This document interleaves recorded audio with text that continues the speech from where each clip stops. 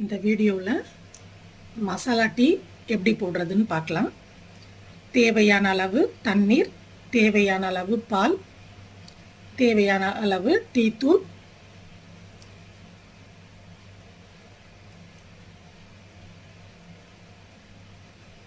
சர்க்கரை தேவையான அளவு போட்டுக்கோங்க.